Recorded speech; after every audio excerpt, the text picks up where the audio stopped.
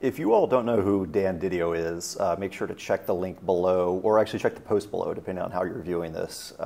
His email interview was one of the most popular blog posts on ESL Authority so far. It talks about how he is making $75,000 a year teaching online for VIPKid, which is crushing it. And so I want to talk to him again because he's got a lot of things in store for 2017. He's starting a training course, maybe getting into curriculum. And so in this interview, we talk about all that and kind of where he sees the future of online teaching. So if you are a current online teacher thinking about getting into online teaching, Dan's incredibly successful at what he does, and I would highly recommend sticking around and listening to what he has to say. All right. Dan, great to have you. One of your posts on our site was one of the most popular so far about how you're making like $75,000 a year teaching with VIPKid. No small feat. And we're going to get into that. But first, welcome. Thank you. Thanks. I'm glad to be here. Yeah. Let's go ahead and start with the basics. What is your education, your teaching background? Clearly, you're teaching online now. Have you always been a teacher? No, I actually started out in the business field in New York. I have a business degree, and I was doing that for 10 years, and you know, I felt like I was just dragging myself out of bed every day. I wasn't enjoying it, and I needed to change. Yeah. So what I did is it took me 2 years. I sold my apartment building. I sold my 3 cars I had, sold all my assets, and said, okay, I'm moving to the Philippines. And I actually lived in the Philippines for 2 years, and then I decided, I need to find a job now, right? Because I need money. Yeah. And I wanted to find something that I think I would enjoy. So I found teaching job in South Korea. I said, I'll do it for a year. If I like it, I'll keep on doing it. And I loved it, and I'm still doing it today. So. Okay. All right. Why don't you tell me when you moved? So you taught in Korea. What happened after that when you moved into online teaching? Okay, so I started in 2006 teaching in South Korea. In the last 2 years, I started teaching online.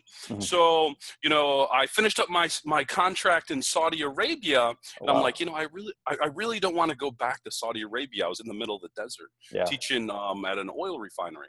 So I said, I'll try to teach online, and I found a company, a local company that was doing it, and I went through the training. I said, you know what, I can do this. I can do this from home, and so that's how I really got started teaching online.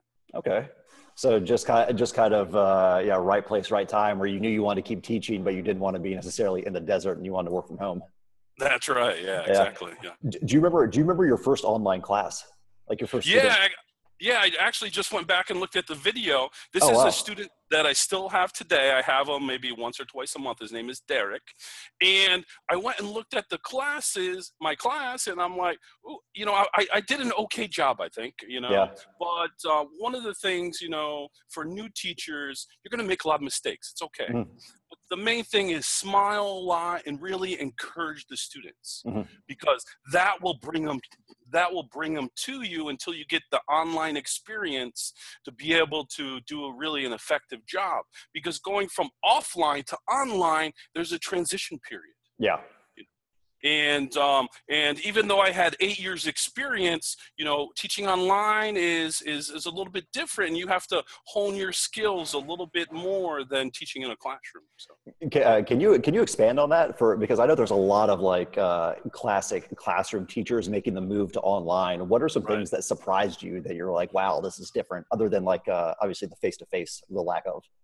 I think it's more encouraging the students. Okay. I think you really need to encourage them more, ask them a lot of questions. Yeah. Even though some of them are only 5 years old, you can say, what color do you like, instead of what's your favorite color? Yeah. Or you can ask them simple questions. Do you have a brother? Do you have a sister? They have, a lot of them have little toys. They have toys. So, bring it, whatever they bring to the classroom, talk to them about what it is. Yeah, it's got to be more engaging almost, just to compensate for not being there in person. Right. So I think that's the most important thing. You need to really ask a lot of questions, smile more. I think for the first, 8 months, my face hurt from smiling so much because I'm not used to doing that in a traditional classroom. Yeah, exactly. But I think, if you can do that at first, ask a lot of questions, smile a lot, and just praise them a lot. Hey, good job, woohoo, like that. And I think that really helps. That makes up for your lack of online experience, I think. Okay, good deal. Well, thanks for the insight. Valuable for sure. So you've gone from the classroom to now a few years of online under your belt, and I'd always say like online is kind of the forefront of learning right now, whether it's English or any other subject. What do you see as the future of like online education? Is it going to keep expanding? Is it limited by any way, or what should teachers be looking out for? Yeah, I don't think it's limited at all. If you wanna teach each ESL, English, or any other subject, I think online's the way to go. A lot of these companies, at first they started teaching with Skype and Zoom and other platforms, but a lot of these companies now are creating their own systems, putting their own systems in place, and they're becoming more interactive.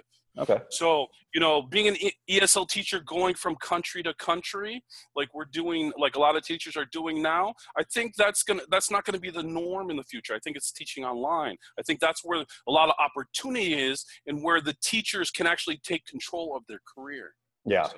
Yeah, I would absolutely agree. Some of the funding that some of these online companies are getting is incredible. Like there's clearly a lot of people that believe in it. Yep. It's like the .com era in the US, right? Yeah. A long time ago, we had the .com era. A lot of these companies are getting a lot of funding, and we have to see who's going to be around when all the money dries up. Yeah, exactly. So, get your experience now and start learning from these companies, because in the future, we don't know who's going to be the last man standing, right? Well said. So the last thing I want to end off on here, I know you started your own website. It's a coaching website, right, for aspiring teachers. Tell me how that came about and kind of your goals for the coming year as far as that part of your business is concerned. Okay, so my first website is Teach ESL Online Anywhere, and the reason why I created that, I have over 140 jobs on my website. Wow. And the reason why I created that, it took me 2 years to find an online job. 2 years. And, I know a lot of teachers are struggling, trying to find the right company, the right fit for them. So that's the main reason I created that website. And because I just want to help the teachers. I know the struggles I went through, and I don't think a lot of these teachers, if they want to work from home or be with their families or travel, I think they should be able to have the opportunity to do that. Yeah. Now, 2017, I'm just starting my new website, and I'm actually already started creating products for it, and I'll be ramping them up over the next 6, 8, 9 months. And I want to, what I did is I looked at all these ESL forums, and I've noticed a lot of the online teachers are having trouble with bookings.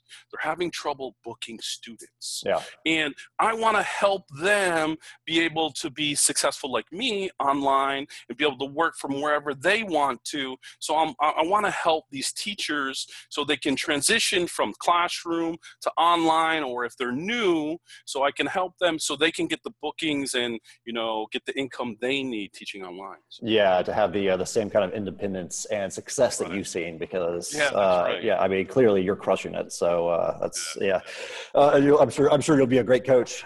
Well, I guess, Dan, congrats on everything. Thank you. Yeah, your post was amazing. I still get questions about your success, and I'm really happy to do this interview with you. So thanks. Yeah, thanks, Quincy. I really appreciate it. Cool. Thanks for watching. Make sure to subscribe so you don't miss any videos or interviews in the future.